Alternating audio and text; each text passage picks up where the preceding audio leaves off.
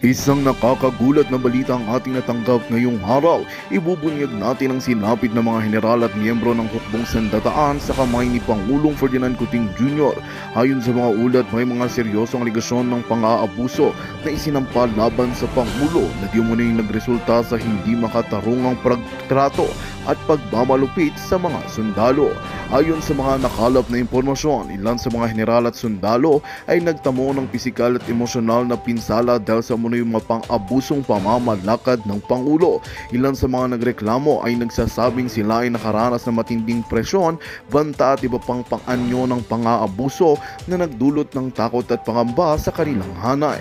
May mga ulat pa ng hindi makatarungang detensyon at salpilitang pagpapaliban sa kanilang mga tungkulin na nagresulta sa pagkasira ng kanilang mga karera at personal na buhay.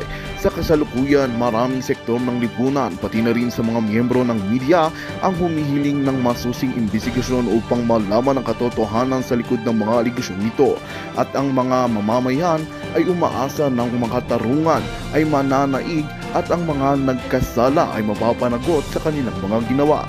Patuloy naming babantayan ang mga kaganapan at magbibigay ng pinakabagong impormasyon sa inyo. At yan nga ang balitang ating pagkakatutukan. Ngunit bago ang lahat, siguraduhin mag-subscribe at ihit ang notification bell para sa patuloy na pagtutok sa mga sulyap ng bagong balita sa tunay na boses ng masa.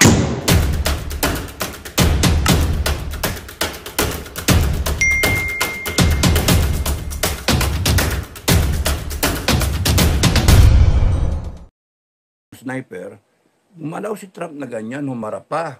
Sa pulsa na siya dito. Buti na lang, I think the shot was taken hurriedly.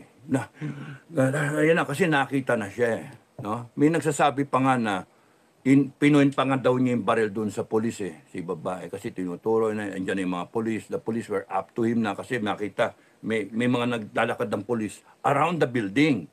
And yung mga tao, tinuturo nga. So, salamat doon sa audience that he was forced to take the shot hurriedly. Kasi, yung trigger squeeze saka swerteng-swerte, na kahit si Trump kumilos, buti na lang yung tao matulin siyang pumutok. Matulin siya, hindi pa nakaset siguro ng yung tamang rhythm niya.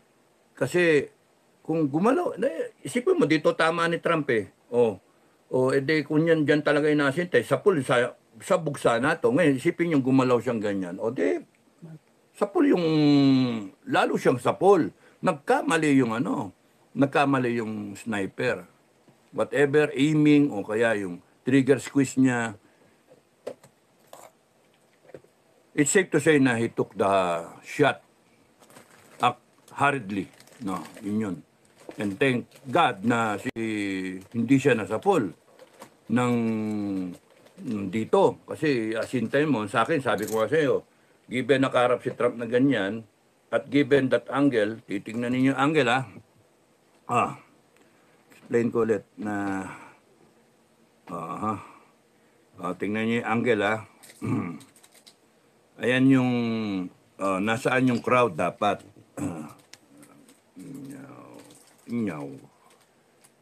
Sensya na kayo, I have to explain it the way na I see it.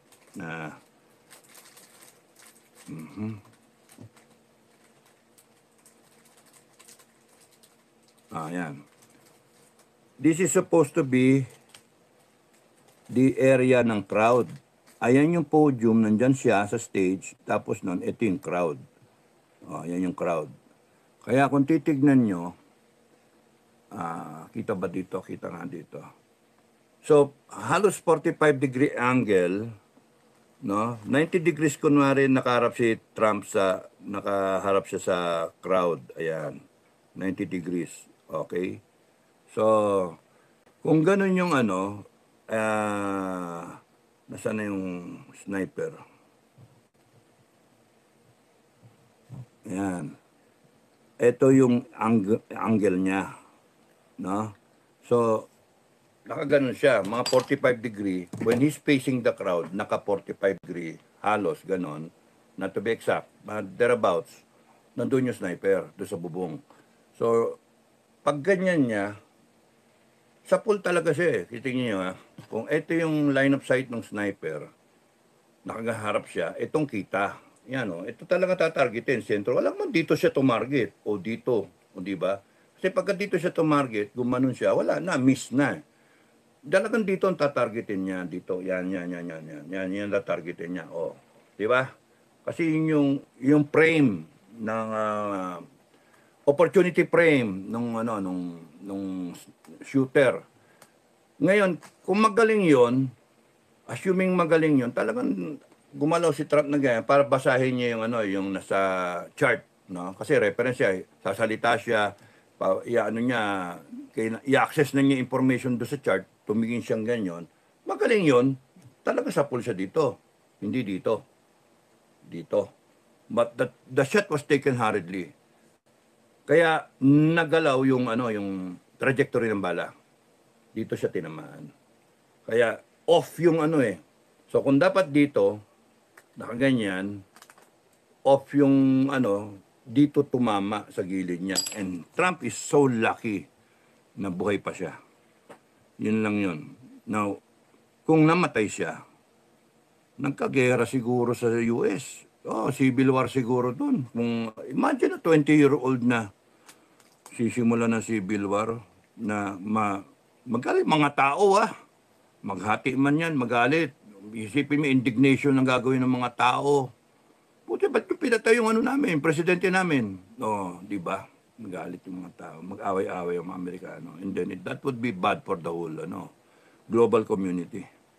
Ngayon nabuhay si Trump. That would ensure his victory. Bumangon pa gumanon pa. Show of Iwo Jima picture that will last forever and ever.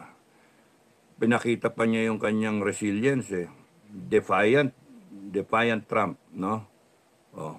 Pinakita pa niya, yan siya,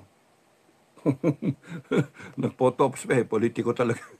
Nag-photo ops pa fight, di ba? That's a 1 in a million shot na pinakita. Yung bala, di ba? Yung dumaan sa, imagine, nakuha sa picture yung bala, dumadaan. Ayan, na may yung daan ng bala, lumakpas na sa kanya, may tama na siya. At yung sa mga nagsasabi na yung peke na may hawak siyang yung parang sa sine na may dugo na plastic bag, imbis na fight, siguro bite, kagatin mo para matanggal mo yung wrapper ng dugo, di ba? Squib yung tinatawag ng iba, pero ito parang ketchup na siguro. Tapos nung nakadak na ganyan, pinapahid para lilitaw na yon merong wala yun, hindi tama. Kasi nakunan siya ng picture, habang nagsasalitang ganyan, gumanon siya, may gumanon, naramdaman niya, na pagganon siya, and then nung paggaganyan niya, nakunan yung kamay niya, may dugo. Kaya hindi pwedeng drama-drama. Wag nyo nang pahirapin yung sitwasyon. Talagang somebody attempted to shoot Donald Trump. Yun na yun. Donald Duck. Montik na siyang maging Donald Duck. Now he will be remembered forever. Gagawa ng statwa, nakaganon siya. Naduguan, etc. Tapos yung tumira, we'll never know. Inimbestigahan nga. Hanggang ngayon, nag-imbestiga pa rin sila. Bihira sa SOCMED yung tao. Tapos noon, may mga views. Republican, pero nag-donate sa Democrat organization. Okay. Ito yung bala na gamit ng counter, sniper, no? Tamaan ka niya, di sa buga utak mo. Ito siya. Ito siya. I don't know kung kailan kinuha yan, picture na yan, naghanap pa ba siya ng ibang target, o was he aiming at the assassin, no? Pero kung titignan ninyo kasi, yung direksyon ng niya, yung line of sight niya, pababa Ano, question, mataas pa ba yung lokasyon niya kaysa dun sa sniper? Eh, mukha namang pantay-pantay yung mga bubong eh. Siya nga pala, yung kabilang ano, yung kabilang building is another property owner, no? Industrial glass maker, yun yung ano, if I remember right. Huh? Ito yung mas ano, yeah. Okay.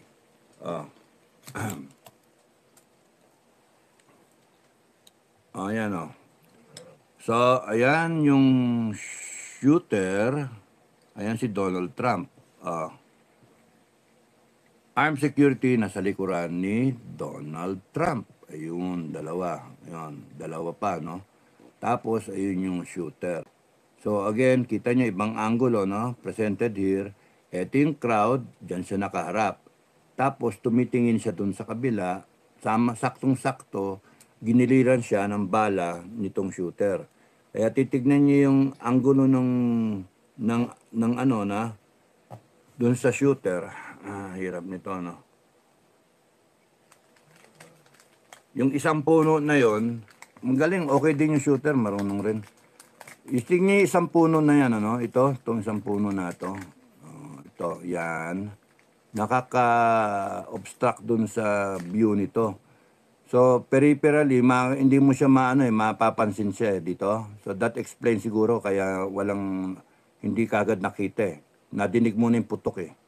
So, pero yung iba ngayon, ginagawa ng kwento na conspiracy theory.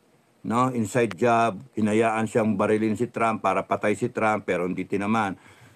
Alam niyo yung problema sa ganung angulo, bakit pababayaan mo yung 20-year-old na umupak? Ba't hindi 30-40 na talagang certified sniper? Ganun. Alam naman niya na trabaho yan na ano, na ang sa akin, tingin ko yung puno na yon, yung nasa gilid na gilid. Parang, yung sinabi ko sa inyo, di ba? Yung bato, pagka hindi ka makita, kahit ilabas mo yung ulo mo dyan sa gilid ng bato, kita ka. Ilabas mo yung sarili mong ganyan. Sorry, mali.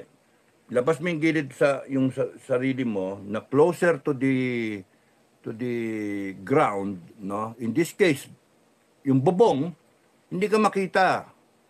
Pero yung labas mo yung ulo mo sa bato, kita ka.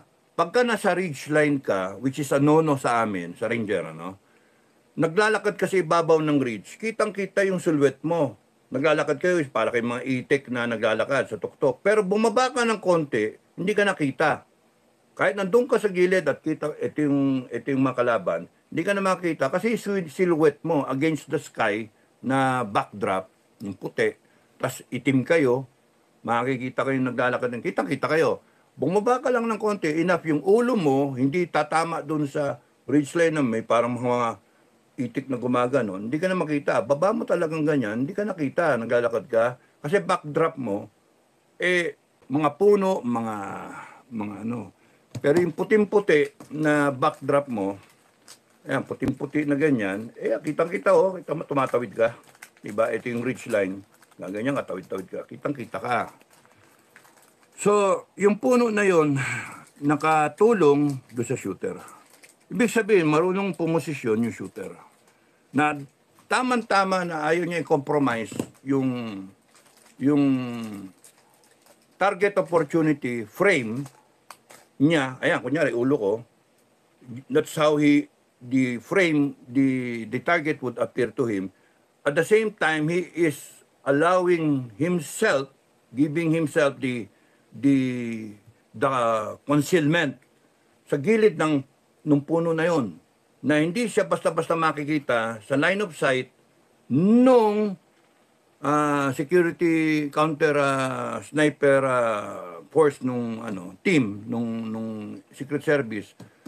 Kasi nga pagka hindi mo ginamit yung optics mo at mata lang, wala, hindi mo makita talaga kasi nandun yung puno eh. Mas nag-aano sa mata, nagre-register sa mata at sa utak yung puno. Hindi yung detalye nung may baril na nakalabas doon. Okay, kuha nyo. So, yun yung Simple lang yan. Sa PSG natin, may taong nakalagay doon. Kahit private ilagay mo ron, kundi kaya mga pulis natin, coordinate ang PSG natin, maglagay ka ng tao doon sa bubong. Kaya nga sabi ko nga redundancy, maglagay ka pa ng billboard. Something na gawa ang bleacher. Bleacher. Kaso nga, you see, ine-elevate mo yung VIP sa isang stage na ito yung crowd, nakikita sa baba. Ine-elevate mo yung VIP para kita siya ng lahat ng crowd. Di ba? That's why, yung ano mo, pwedeng ipaikutan mo siya ng tamang-tama na ito yung crowd. Nandiyan yung ibaba yung crowd. Sa itaas nun, i-cover mong ganyan siya, hindi na siya kita doon sa line of sight nung highest point ng building. Ngayon, kung maglalagay ka ng tao doon sa tuktok ng building, ang problema mo, yung mga susunod na floor, kung kondo yun. Pwede ka pa rin mabanatan. So, ang pinakasimpleng solusyon doon, barrier. Deny the shooter the ability to see you.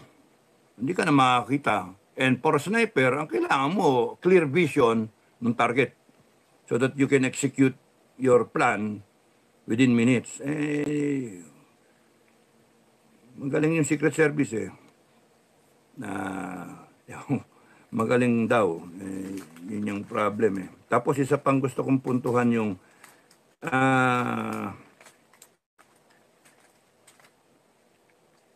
pinaparesign ngayon yung mga Secret Service na head, yung babae, pinaparesign siya kasi sinasabi inatupag pa niya yung pagbalanse ng personnel ng Security Service. Gusto niya 30% ng Secret Service ng SS ay babae. Kaya kung titignan niyo yung kay Trump na yung babae. Balik tayo dun sa video, no? Napansin ko rin to yung kanya. Aside from the fact na mali yung parang may mali doon sa babae.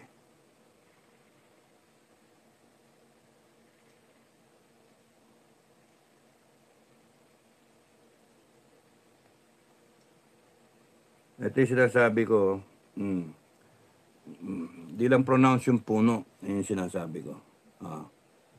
So, kung titignan mo, yung large natin, yung line of sight ng shooter ng Secret Service as against dun sa shooter ni Trump, 134 meters, malapit lang yun. 100 meter dash plus 30 meters, no?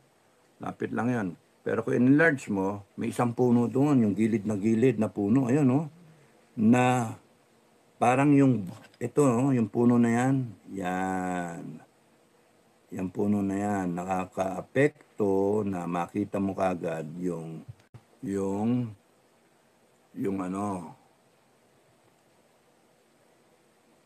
anyway, na tayo sa lugar. Kung meron ka shooter doon, bakit hindi niya nakita yung tao? Kagad, isa yun. At kung may mga police on the ground o mga security forces on the ground, bakit hindi napansin at tinuturo na ng crowd? It's a pantanong. Kung yung tao nakita siya, bakit yung mismong security people hindi siya nakita? That's why umuugong yung inside job Umuugong I doubt naman na inside job yan. Kasi yun nga bakit why employ a 20-year-old?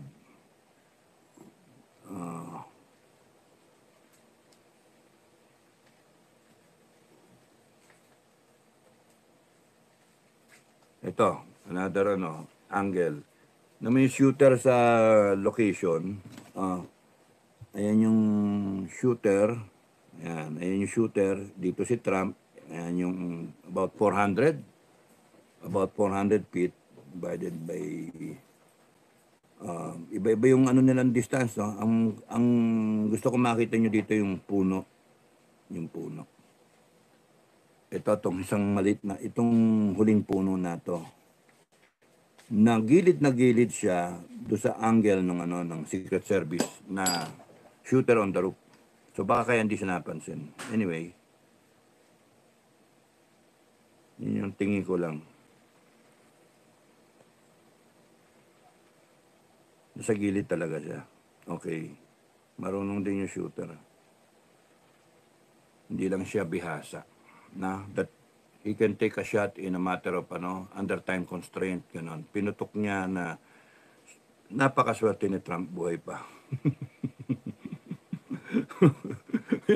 Ayan o. Yan o, di ba? Ano pa eh. Defiant nga eh. Laban lang, nasabi niya. And I hope na this unites the American people, hindi yung panay mga bickering pa. So, kanya-kanyang analysis yung mga yung mga tao. Okay, sana yan.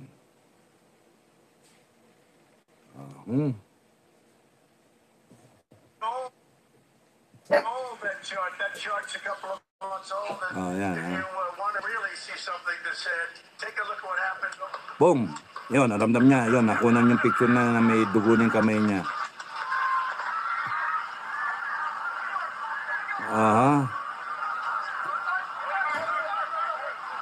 Sigaw sila, Donald Duck. Donald Duck.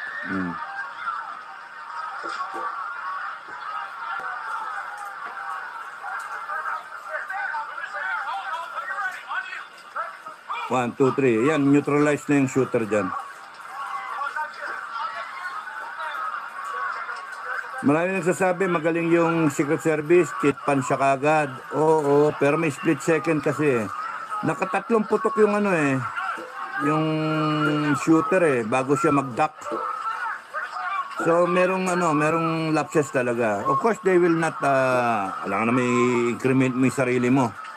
Ang punto doon, bakit siya, nung tinamaan siya, nahawakan pa niya yung tenga niya Naramdaman niya Dapat ko observe yung close-in security. Right away, he was pulled down.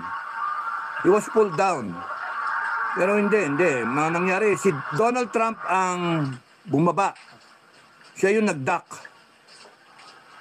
Yun yung lapses doon, Bakit itok the VIP na Trump mismo, na siya mismo ang bumaba sa ground? Hindi yung mismong Secret Service ang siyang ang siyang humila sa kanyang pababa. Yun yung difference. Yun yung sa pananaw ko may mali. Sa PSG natin, hindi ganyan. Pagka nakita talaga ng PSG natin na may katiting, ganun yung standard sa atin. Kaya nga sinasabi ko, magaling yung mga atin. Ito, nagre-relax sila, hindi nila akalain babanatan Hindi nila nakalain na babanatan. Kaya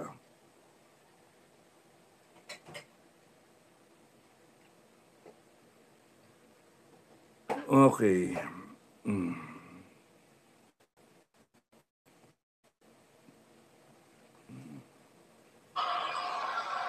Ito gusto ko emphasize sana nandyan. Ay, kukunin na siya, neutralize na yung target, yung shooter. Tapos nun, bababa na siya. Safe na kuno,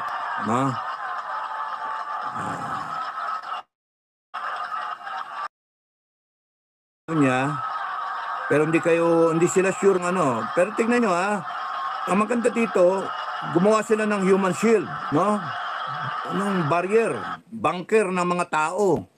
Gumawa sila ng bunker ng mga tao para maano si Trump, maprotektahan. Yun yung makagandahan. Sa atin, ganyan din. Ganyan din yung ating mga tao. Lalo na sa atin, mura buhay sa atin Our soldiers will shield the president. Kung sino man yung presidente, automatic yan. Walang political views sa ating mga PSG. Trabaho lang. Ayan, ito yung sinasabi ngayon ng iba. Tignan niyo itong babae na to. Ay, nawala na. Hindi yan. Yung babae na yun na isusukbit niya yung baril niya, hindi man lang makita kung saan yung baril niya. It shows na may kakulangan yung tao. May yung tao ba na may problema sa kanyang kung anong gagawin. Makita nyo parang confused yung mga yung mga tao. Nasaan may kalaban? Nasaan may kalaban? Yung subject mo nga, tinamaan eh. Redundancy nga, dapat nga meron nang tropa na sa labas, na sa outer defense ninyo, outer security, who would take care of the assailant, no? Pero kayo, nandun kayo, kasama niya yung VIP, dapat ang nyo, kino-cover niya yung assailant. Dapat naghahanap pa kayo ng kalaban, hindi na. Ang mo, tamaan yung likod mo, okay lang, takpan mo yung presidente, takpan mo yung yung tao. Yun yung tama. Wala, hindi ko na siguro. Kinat ko na eh. Okay, so yun yung ko. Yung babae na nakaganyan-ganyan siya, di ba? Tapos isusukbit niyang ganyan. Hindi niya masukbit yung baril niya. Yun na lang eh. May mali na dun eh. Dapat kung praktisado yung tao, ikaganyan lang naman niya yung coat niya eh. Sabay saksak niya eh. Oh. Pero mali nga. Ba't niya susukbit yung baril niya? Bakit niya susukbit? In the first place, bakit siya nag-attempt na isukbit yung baril niya? Hindi pa naman nakaalis yung VIP. Kung nakarap siya sa palabas, kung may nakita siya ngayon, kukuhanin pa niya. Kung hawak na lang niyang gano'n, nakaganyan. Pagka nakaalis yung VIP, tsaka mo sukbit. Pero ito, nakita sa video, sinusukbit niya, hindi mag-shoot. Hindi mag-shoot dun sa holster. Kasi nandiyon yung tsapa niya no? Ang ginawa niya hinawakan na lang ulit yung baril niya. Ayun, yun yung mga pinabatikos ngayon yun. Kasi naglagay kasi kayo ng mga detail dyan na mga bagito, yung mga kulang-kulang pa. Ako, I have nothing against women. Akin, okay lang yung mga babae, lagay dyan na naka-detail. Ang lang doon, ang question dyan is, yung mga nilagay ba sa detail na close-in ni Trump ay mga seasoned na mga tao. Kasi in the first place, it took 3 shots. 3 shots. Pak, pak, pak, tsaka siya magdak. It took Trump na nagpagganyan niyang ganyan, naramdaman niya hinawakan pa niya yung tenga niya, hinawakan pa niya at may dugo dito, nakunan sa picture. May dugo. And then another 2 shots, pak, pak, and then tsaka siya bumaba. Siya mismo bumaba, not the Secret Service pulling him down o kaya jumping to cover him. Yun yung lapse, yun yung mali. He could have died. He could have died. Kung yung shooter na ipasok yung 3, patay na siya. Yung unang shot, kung hindi dito tumama dito, patay na kaagad siya. Again, congrats dun sa palakpak dun sa Secret Service, pero dun sa nag-cover, yun, magandang tignan yun, kinover nila yung tao. Pero, sabi ko nga, na brain freeze sila. Kung mga veterano talaga, sana, yung unang gumanon siya, at gumanon may dugo, kasi sa totoo lang, kung pinapanood mo yung subject mo, nasa likod ka, o nasa dalawang gilid ka, pinapanood mo, yung unang kitang-kita mo na tumamang ganyan, nagdugo yung sigurado, tapos noon gumanyan siya, right there nag-react Kung close-in security ka, hindi dapat nakita mo na si Trump mismo ang bumaba. Hindi ganon. Kung VIP yun you don't expect the VIP to secure himself. What happened is, the VIP, si Trump, secured himself by going down, by dropping to the ground. Tatlong putok na yun, 3 putok. And then yung mga sumunod, 8 pa nga hindi natin alam kung doon galing sa mga anyway, it's being investigated on. Pero ang malinaw, 3 putok, nakatayo si Trump. Nakatayo. So yun yung swerte niya, hindi siya tinamaan. Kasi talaga may determinasyon, patayin siya. No? 3 Yun yung bago siya bumaba, 3 putok. Ngayon, kung yung putok na yung galing dun sa sniper team, counter-sniper team ng Secret Service, ba't nasundan pa ng ibang putok? Kung patay na yung tao, yung shooter. Hindi, yung 3 putok na yung galing sa shooter. Pak, pak, pak. Yung unang pak, tinamaan siya. Magandang balita ang hatid namin sa inyo ngayong araw. Sa pagtatapos ng aming balitaan, nagbigay kami ng mga mahalagang impormasyon. Maraming salamat sa pagtutok at pagsuporta sa aming programa. Huwag kalimutang manatili sa mga susunod na araw para sa mga bagong balita at mga kwento na dapat nating abangan. Mula sa Boses ng Masa, magandang araw Pilipinas!